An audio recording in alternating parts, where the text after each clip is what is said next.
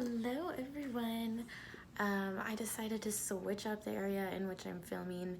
I don't think this background is much better. We're getting the lighting from the stove light, which I use as like a night light, and my tiny little ring light that I have on my phone. Anyways, so today I wanted to do a video talking about alchemy, philosophy, Carl Jung, just kind of like my favorite things to talk about. And my thing is, when researching this, I realized that people don't like to make it very accessible or understandable when they're breaking things down. In fact, I find that a lot of people make it a lot more overly complicated when they're trying to explain these ideas. And like, I get it, like, you have a degree, I love that for you, I do.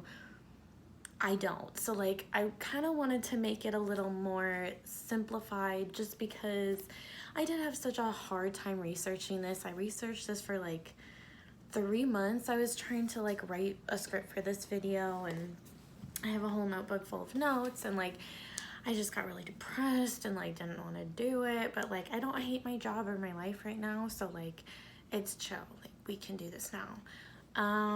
So yeah, like, let's just jump into it. I'm gonna read off my notes because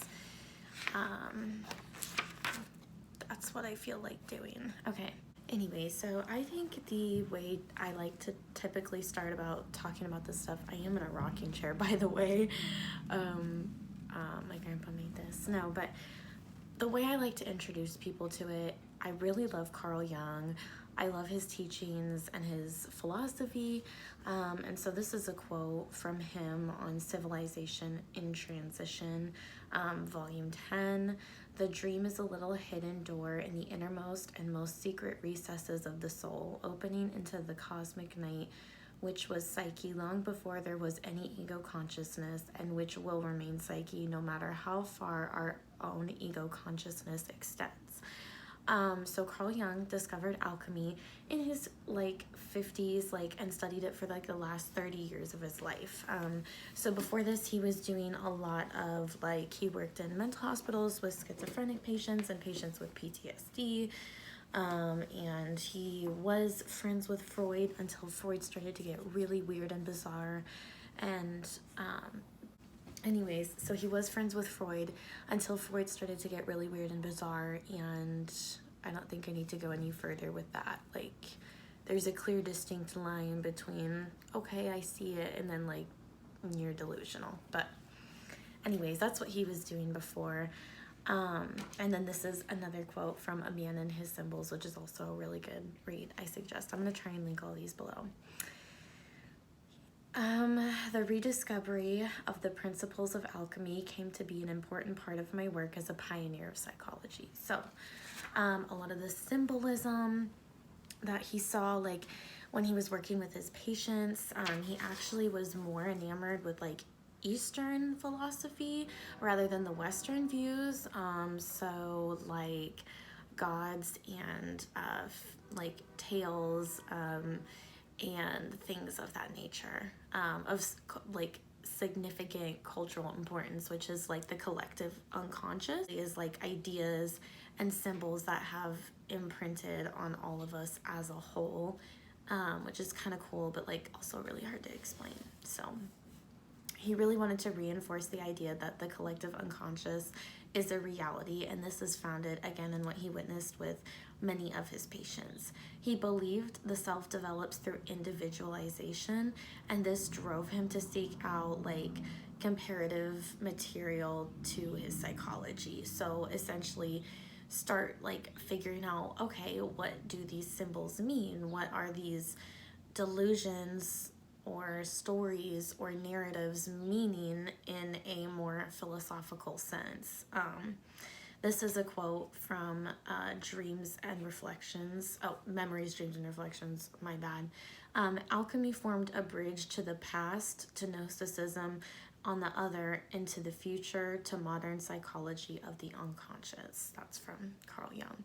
So you're probably wondering what Gnosticism is if you're like me, and it was a really simple answer, but it took me a long time to find it. I don't know why I looked for this on Google Scholar, because everyone made it so freaking complicated. It was ridiculous. But Gnosticism, together with alchemy, was for Carl Jung the chief prefiguration of his analytical psychology. And I found this, the editor was Robert Siegel from the University of Aberdeen, the Gnostic Jung selections from the writings of Carl Jung and his critics. It was a really good read. I highly suggest it. I will definitely link that one below. And then from Oxford Languages, I just wanted to read this one because, like, again, super super over explained rather than just like the simple answer. So they define it as a prominent historical movement of the 2nd century Christian church, partly of pre-Christian origin. Gnostic doctrine taught that the world was created and ruled by a lesser divinity, the divine, and that Christ was an emissary of remote human supreme divine being, esoteric knowledge, gnosis, of whom enabled the redemption of the human spirit. I read that so many times and just was like, huh? Like, I don't know. In summary, it is the belief that humans contain a piece of God which is not from the material world, that we as humans are created and born of this material world, therefore are trapped yet unable to comprehend its prominence. This requires the pieces of God or gnosis to reach that enlightenment of status, and this leads to the conclusion that knowledge must come from outside the material world, and that whatever it brings or whomever brings it is the Savior, so Jesus Christ. Yeah, essentially. So Gnostic concepts mirror a modern school of philosophy known as existentialism, and that's from the World History Encyclopedia.org. Again, like, could have just looked that up first, but I didn't. So examples of like Gnostic thought, you know, would be like, who am I? Why am I here? What am I doing here? What's my purpose? Like, why do I feel this way? Like, what is the point? Why not? You know, things like that. That's Gnostic thought. So Jung was of the belief that these alchemic symbols were products of the unconscious that appeared to the tormented souls of these alchemists, right? I.e., those who were the forerunners to his analytical psychology. A large factor that caused him to believe this notion was the similarities to the dream images through many of his patients. I keep saying that a lot just because, like, that's what it was. Anyways, in his early studies with alchemy, Jung focused on Eastern alchemy, but eventually turned his attention towards the Western. So, Eastern alchemy, again, I don't know if I put a disclaimer at the beginning. Do not clown me on any of this. If you have anything mean to say in the comments, you will be blocked and deleted. I'm not looking for advice or criticism, but if you have something nice to say, please comment below. Continuing. So, Eastern alchemy, I, again, could really not find a whole lot of information. So, I found a couple really good sources. Kaiser Journal of Humanities, volume 23, number 1, great. And then Religious Mysticism in Islam and Alchemy, and this was also by the Kaiser Journal of Humanities and Social Studies. That was also a really good article I read.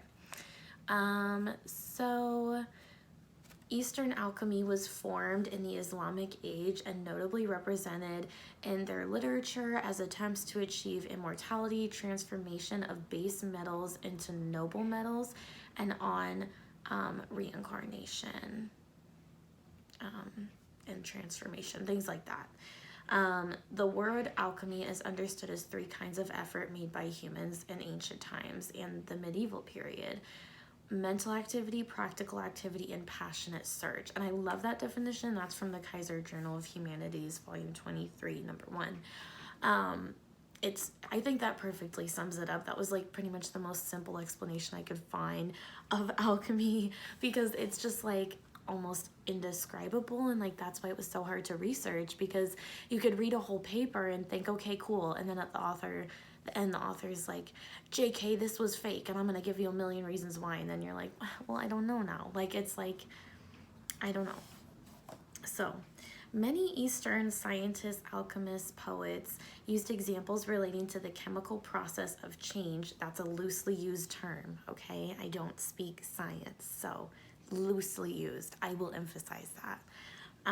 To the metamorphosis of the soul, as well as the resurrection of the body. Now, this is from Religious Mysticism in Islam and Alchemy, from the Kaiser Journal. Every metal is a potential gold, and every human is potentially a perfect person. It only needs a proper transformation, human help. Alchemy is the art of transformation. Everything in the Islamic world, China and Europe, transforming darkness into light, evil into good, and metal into gold.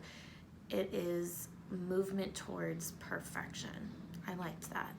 And then here's another quote from further down. These transformations are also analyzed from the viewpoint of the body-soul relationship and the resurrection of the body. Silver is a body accompanying soul.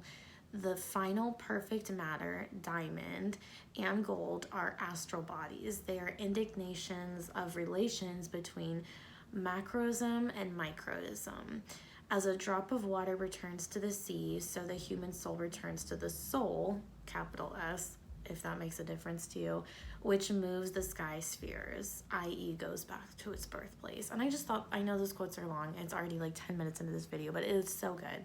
Guys, seriously, please go read these sources, because like they explain it a lot smarter than I do, but I'm assuming you're here because you want to see me talk about this and not bully me, I hope. Okay, we can't talk about alchemy and philosophy without talking about the Epic of Gilgamesh, which I still haven't reread again. I thought doing this would make me want to reread it, and I'm just like, I love it, I do, but like then I'm like, well, now I gotta read the Odyssey. And now it just starts me on a whole thing where I like think I'm better than everyone else, and like I don't want to get into that, you know what I mean? Because then I'm like, oh, then I'm reading Pluto, and it's like it has like the opposite effect on me. It has like the effect it would have on a Redditor. So like that's why I try and stay away from that stuff. Like I'll keep like the Nietzsche, Carl Jung vibe to me, maybe a little bit of Kafka, but like that stuff can stay in its own lane, because I feel like that's I don't know, it gets me in a weird headspace. That's a whole side rant, sorry about that. Anyways, examples of Eastern alchemy's impact were works of literature such as the famed Epic of Gilgamesh, in which our hero archetype, Gilgamesh, embarks on a journey that takes the reader through the birth and departure and initiation and return. That's very important. If you took this, or if you read this in English class, which I hope you did, you should understand what I'm talking about. Now for this, I had I don't know how I found it, but like I think it was on Google Scholar. The article is called this, or the paper or whatever, The Spirituality of the Epic of Gilgamesh by Thomas Dolan Smith, professor of religious studies at Nazareth College, and it was written in January of 2010. Really fantastic paper, loved it. So here's a couple quotes from it. Judaism, Christianity, and Islam eventually put more emphasis upon divine rescue to blissful otherworldly paradise or heaven, the faithful survival of a godly people, or a metaphysical reconstructed world. But these options are simply not within the imagination of the Epic of Gilgamesh. For Gilgamesh, as for all of us, the three elements of spirituality are interconnected, and happiness is departed upon finding solutions to the first problems. What we need is a life pattern anchored in the reality of who we are, lifting up us towards our potential best selves, and providing rich examples of profound satisfaction. So the author goes on to provide 6 examples of the profound satisfaction in the journey to do so. The first example is given in the interpretation of doing happiness, is Gilgamesh's deep desire to be remembered, specifically his great achievements and head-on attitude towards facing death and his boisterous attitude towards heroic fame. However, when faced with the stark reality of his companion Enkidu, I'm so sure that's how you say it, but like also not. Like, so there's not like a cute nickname I can think to give him. Like, I don't know. We'll just keep going on. He is forced to truly experience complete dispersion of his values, knowing even though Enkidu will receive fame and notability, like it's not sufficient enough to replace his pain. And then in turn, the gratification is short term and gone, and then only true death remains. This is originally what launches Gilgamesh's quest for immortality. So the second example the author made is the model given from original naive naturalism. So to elaborate, when he previously was one with the animals, as stated by the author, it is in conjunction with the humans and society as a whole truly impossible. When he passes, he even describes like how he was still confident in his choice to become a human back in those days, because this was literally the oldest story we have written known to man as of right now, is found on tablets, and so we just have pieces of it, unfortunately. But basically, when you weren't a part of society, you were living with the animals, right? Like that was a huge deal back then. I feel like I'm gonna sound so dumb when I'm watching this back to edit it. Anyways, so like it was a huge deal. He was talking about how he does not regret leaving and becoming a part of society, rather than remaining in his previous form. Thirdly, the third example here we have is the value of love in relationships. This is present when Gilgamesh comes upon the innkeeper, and she advises him essentially to appreciate what he has, love and be loved, all those good values, etc. Right, but however, Gilgamesh is not necessarily receptive to this concept at this time, because like his grief is too deep to allow other relationships in his life, because I feel like him and Enkidu had a little like Brokeback Mountain-esque thing going on. I don't know. Maybe I'm reading into it, but I think they were fruity. Sue me. Next, we move on to the fourth example presented in this text. His quest for fulfillment through immortality. This total avoidance of death and grief and his attitudes, it shows unacceptance of the true underlying issues.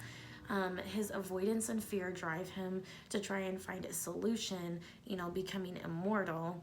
And Gilgamesh is like fiercely looking for a cure to immortality, and eventually he's fully rejected by the gods. Like the gods are just like, no. And he's like, this is awkward. And the whole interaction was just like super abstract, no reason for it. And it's kind of interesting to think that one of the oldest stories involving the gods, and they're just kind of like, no, you know what I mean? It's just kind of interesting. I kind of like that. So moving on to his fifth example in this text, herbal remedy to reincarnation and perpetual youthfulness, right? So the Philosopher's Stone, which we will get into. However, this ultimately fails when Gilgamesh is unable to pretend his alchemy solution from the snake who escapes with his treasure. So on every level, he is fumbling. On every level. Lastly, we are presented with the sixth example here. Lasting achievement. So once we reach the end of this tale, we may come to the conclusion that the ultimate satisfaction is his wisdom learned during his trials and quests, being able to maintain this appreciation through rich experiences and worldly accomplishments. And then this is a quote from the author. He has been both the author of his own story and its main character, and at the end of the epic, he returns home to be its narrator. And that's like the perfect sum up. Love it. Love the author. I feel like we would be friends. I don't know. I don't know if he has email. Maybe reach out. In conclusion, the Epic of Gilgamesh gives us an example of the quintessential hero's journey and the quest for immortality. Seen as this tale is one of the earliest works of literature we talked about, it shows what an impact alchemy had on Eastern literature and culture as a whole. Okay, I have to stop because my phone's gonna die and I need to switch my laundry because this is my only day off for a minute, guys. I just choked. Okay. Anyways, I will be back and we're gonna talk about Western alchemy, the Philosopher's Stone, Nicholas Flamel, and we're gonna sum it up with some more Carl Jung. Okay, I'm back. Sorry. Had to switch location because I know if I don't finish filming this, I'm not gonna finish and it's gonna be non-existent. Anyways, let's continue. We're gonna try and zoom through this because I have so much content I want to cover and I don't want to make this a really long video to edit because I just don't want to do that right now. Okay, Western alchemy. It's important to note that when speaking on Western alchemy, there is no record that I could find, correct me if I'm wrong nicely, of the scientific exchange, at least like heavy and consistently before, I couldn't find evidence of the scientific exchange between Eastern and Western in regards of alchemy until after the Crusades. So that's kind of when they were able to trade and things like that. That's kind of the nice way to put it. We're not going to get into all that because I'm not like a history person. It was only then, to my knowledge, that it began to make its way to the Christian culture. And this was fairly attributed to like the Silk Road. Jumping ahead to 1350 AD-ish, glass blowing became a major innovation in the West and Near East. And at the fall of the Roman Empire, most of the art was lost and destroyed. Luckily, however, the trade was kept alive by the Arabic nations who returned this to Europe in order to keep the art preserved and make money and trade and spread message, etc., etc., etc. Anyways, something I found quite interesting is the hidden ingredient aspect of alchemic practice itself, especially in its early experiments, loose term. So I kind of talked about this experiment, or study experiment, like a particular one that had really intrigued me was the sublimations with vitriol and saltpeter. I don't know if I'm saying those right. Again, I looked up how you pronounce it, but probably not saying it correctly. This was followed by a set of, to put it very laymanly, instructions and directions. Nonetheless, upon conducting the same series of events, none have been able to produce the exact concoction. This is most likely due to his original mixture containing some unknown ingredient or amount of common salt. John described his end result as white as snow, leading others to believe he was indeed creating mercuric chloride. Henceforth, the common salt must have been intentionally or unintentionally added to the mixture. Many still conclude there is a large possibility he left out the exact amount for some unknown reason. So that's kind of just a small example. This mysterious aspect really began to draw me in during my research. So many alchemic equations, theories, questions even have the element of secrecy surrounding them. It could mean nothing or it could mean everything. In at least my opinion, this isn't the classic black and white thinking, and this is more of a gray area that most people stray away from as far as we can, but more of a how so approach and not necessarily like what ifs, I guess. Though I will be the first to admit, and anyone who knows me will second this heavily, I am no mathematician or chemist by any means. I've failed chemistry like many times, but I can say with full confidence I have much more interest and motivation to learn so much more because of what Okay, so before going further into the legendary pioneers of alchemy, I wanted to briefly talk about what an important note symbolism played in alchemists' work. One example that I found absolutely fascinating was the use of birds in their works. Often they symbolized different stages of the recipe, concoction, whatever you want to call it. Beautiful and detailed drawings and sketches of pelicans, phoenix, etc. were used as multiverse instructions, leaving the most curious and confusing yet beautiful process. It's so incredibly difficult to interpret that these manuscripts and recipes are still not fully understood. Yet they are so neatly adorned and cloaked in so many interesting and unique messages, it's hard to actually look away. There is always an element of unknown, unexpected, unknowing, until you solve it. I think as humans, it's natural for us to focus on the why and why did they leave that out? What did they hold back? Why is there no explanation? Why has no one solved the problem? We spend so much of our energy coming up with a good sounding question, it becomes impossible to allow ourselves to be open for an answer we're not prepared for. These concepts I have been introduced to through working on this have had a huge impact on me, and I have felt more hatred and despair for the world than I ever felt in my whole life. But at the same time, I've also had my eyes open to true understanding and new motivation and conceptions that I never would have been open to before. So it's like incredibly confusing, interesting, disheartening, and magical all at the same time. And if nothing I say makes sense in this, or you care or don't care or disagree or agree, the thing I hope that everybody takes away from this is the power of personal knowledge, and it will change you no matter how it comes about. Side rant ended. I would like to talk about Nicholas Flamel. Right. So I don't think it would be proper to talk about alchemy without talking about Nicholas Flamel. I love him. So the legend himself, he was living in Paris during the 14th century, roughly. He was a scribe as well as a book salesman of all sorts during his early years. He was a practicing Catholic, and from all accounts, he lived a fairly ordinary life. He was very interested in philosophy and science and early chemistry.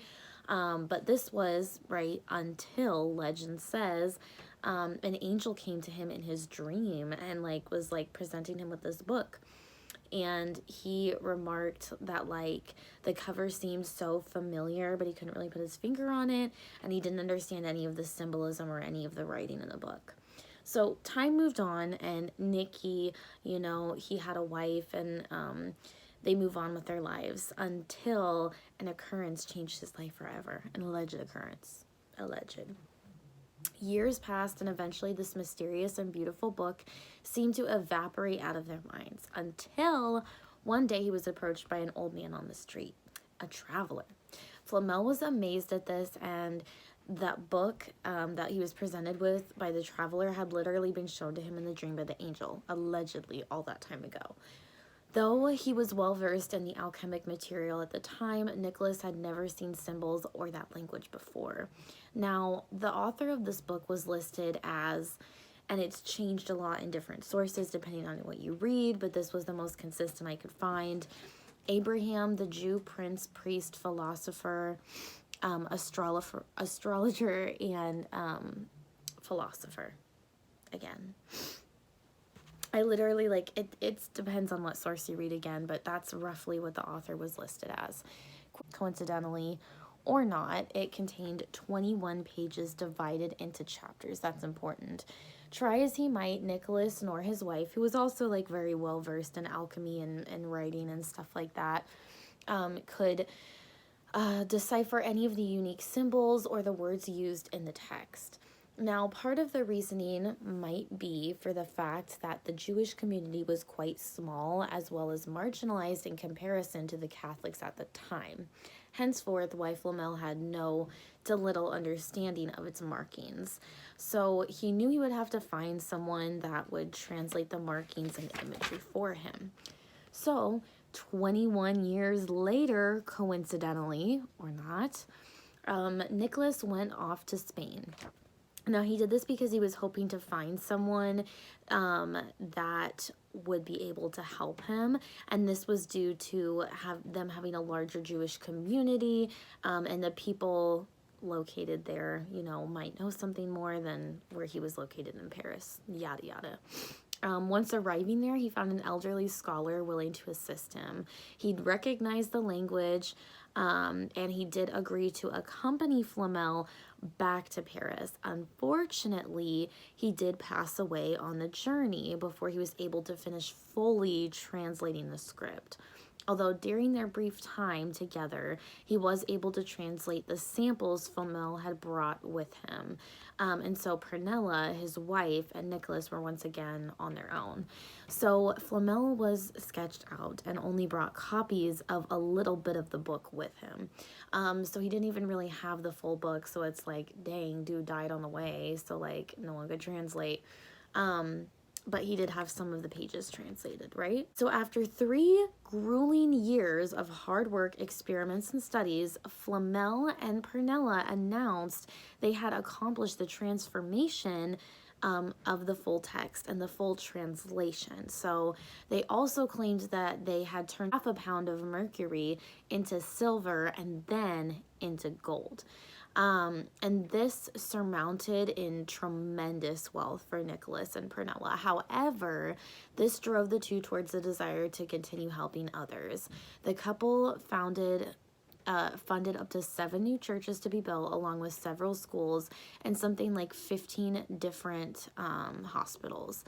Flamel was basically, he chose to do this because he explained that he felt like the money would drive him mad, the knowledge was too much for any man to handle, and he felt very guilty. So a big part of this, allegedly, you know, he said he was never going to do alchemy ever again, and he just wanted to get rid of that. You know what I mean? He wanted to have clean money, essentially. So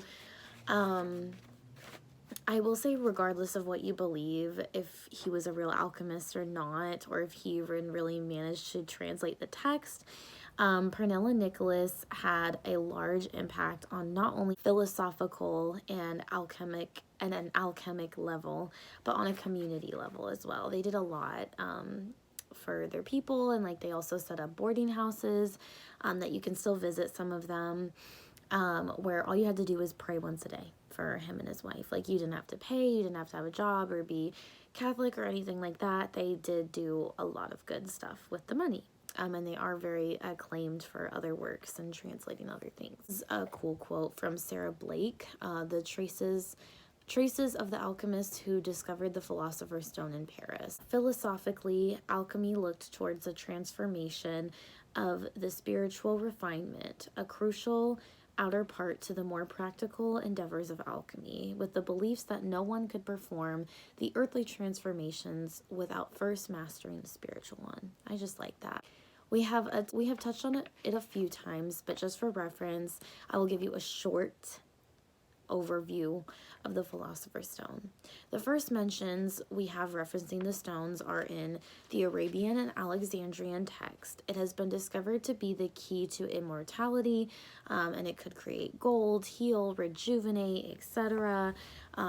Those are what people have claimed about it. Interestingly enough, it is believed by some to not be a stone at all, but perhaps a powder, or rather not a solid mass of a reddish color.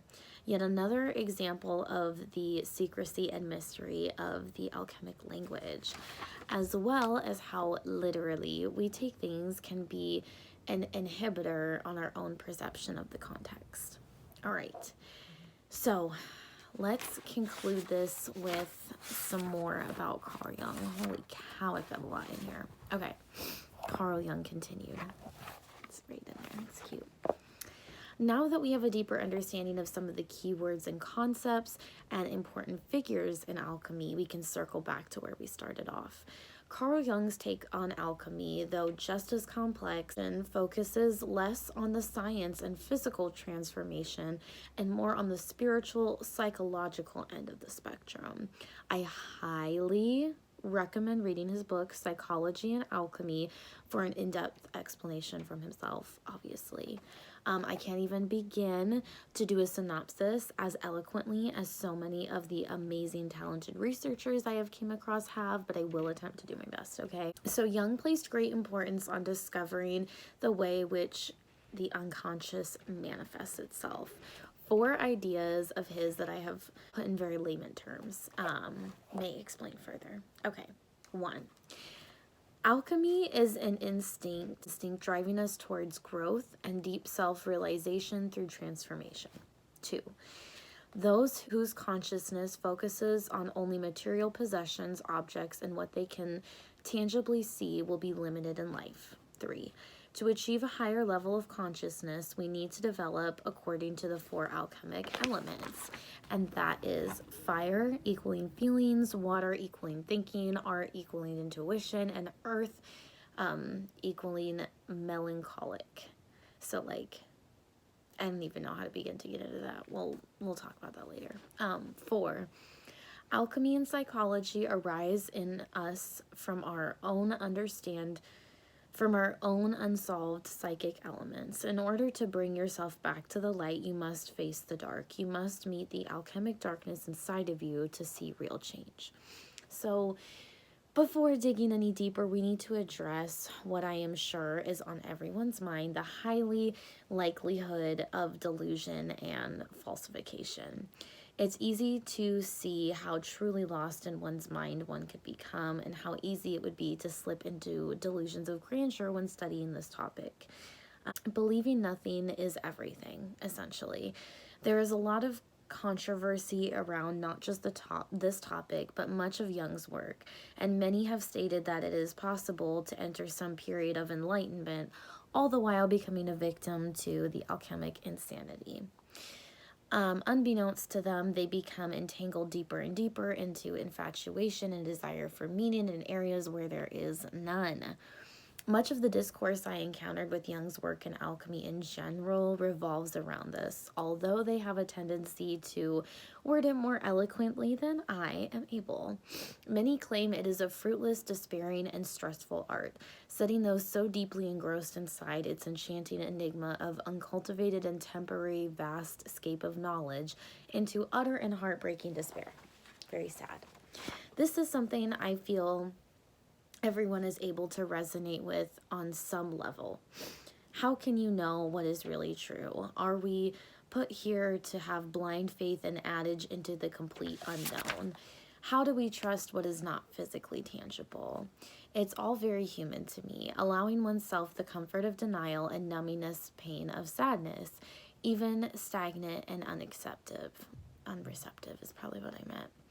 I believe in my reasoning for focusing on Jung's research during this process says a lot about my stance on this topic, and we have spoken about the extreme ends of the spectrum of the belief concerning this topic already. So I won't spend too much time on that, like drowning it out, but Jung is one of the rarities we find smack dab in the middle between reason and logic, and in my mind, 2 very different concepts.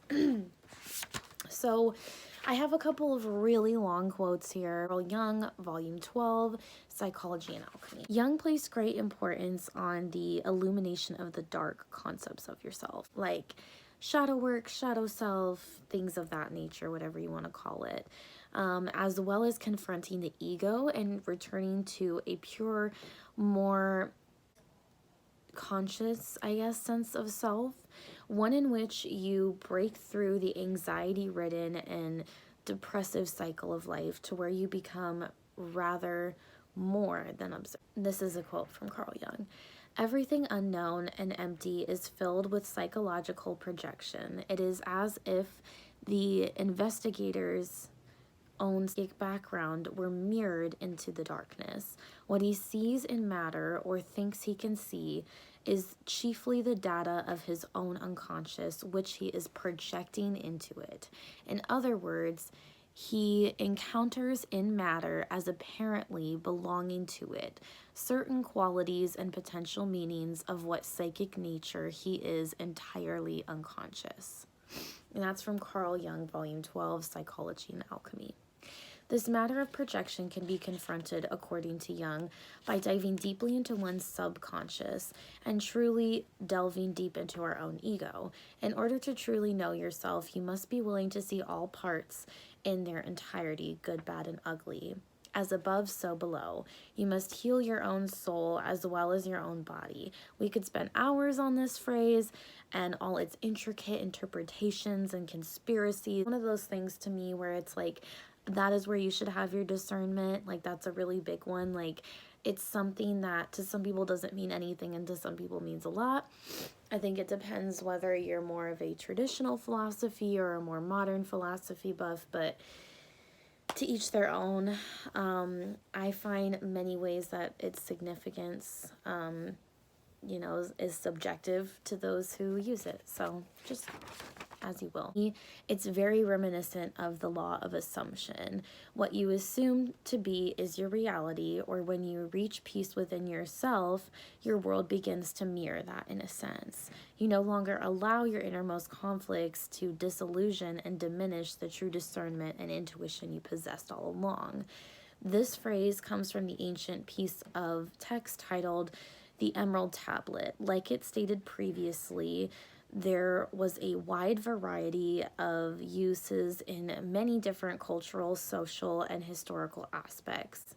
One could say, in an alchemic sense, it might be interpreted as the correlation or interpersonal relationships between natural and spiritual transformations, such as turning metals into gold and changing the matter of a substance, the philosopher's stone, etc. In theological or spiritual interpretation, it might be presented as the journey towards enlightenment or divine consciousness, seen in examples of Christian literature such as the Lord's Prayer, "Thy kingdom come, thy will be done on earth as it is in heaven." Okay. We could also view this as a conception as present in the astrological sense as well. Our bodies are but a vessel to the meticulous plan written in the stars. I'm done. 17 minutes. I've been just talking. We may receive influence and experience from outside ourselves, but our own destiny is rather outside of us and determined by another unknown mystical force. So in order for us to grasp an understanding truly of as above, so below, I feel we must go deep within. We must vigorously search and question the parts even we have become numb to. We have to be diligent, honest, slowly upheaving the most secure and harbored darkness that we all have inside. I'm not one to speak on the preferred and most successful manner of doing so. However, I think it's something we are all capable of in our own way, time, and understanding. Perhaps the true key to the many disputed and elusive alchemic concepts is inside us all, as suggested by Carl Jung, wanting to be discovered and harnessed again, used hundreds of centuries later. In fact, actually, I see people on TikTok in scary basements doing alchemy all the time, so I know people are still doing it. Take that one, Reddit. Maybe it's an unknown equation that can turn the average material into gold or create an elixir to rejuvenate one's physical form. However you choose to interpret or regard it, it's up to you how you use it. We truly may never know the truth. Yet, we should not let that deter us away from the art of exploration. Alchemy to me is beautiful. It is rich and passionate souls who crave understanding. It explains so little yet holds so much. A vast, constant presence repeating itself over time, neither beginning to be slowed or lying dormant in complicity. It is changing as we do, a transformation within a transformation, and something I still can't quite wrap my head around yet completely, but perhaps that is the way it was always meant to be. Okay, we have to stop there because I'm literally tripping over my words and it's pissing me off. Okay, very brief overview of some basic alchemic ideas, a little bit of Carl Jung sprinkled in there. I love talking about Carl Jung, so if you guys want to talk more about that, I would love to. I'd love to do a whole video on Nicholas Flamel and like go in depth because like he's another person, there's not a whole lot of information out there and it's like really hard to get good sources for that. But he's a super interesting guy. This is like one of the most interesting topics I've ever researched. I'm so glad I had time to like sit down and film this video, because like, guys, I promise you I put the work in, and I've been talking about doing this since October is when I started this. Okay, I love you guys. Thank you for watching. I hope you have a good week, and I will see you in the next video. Bye.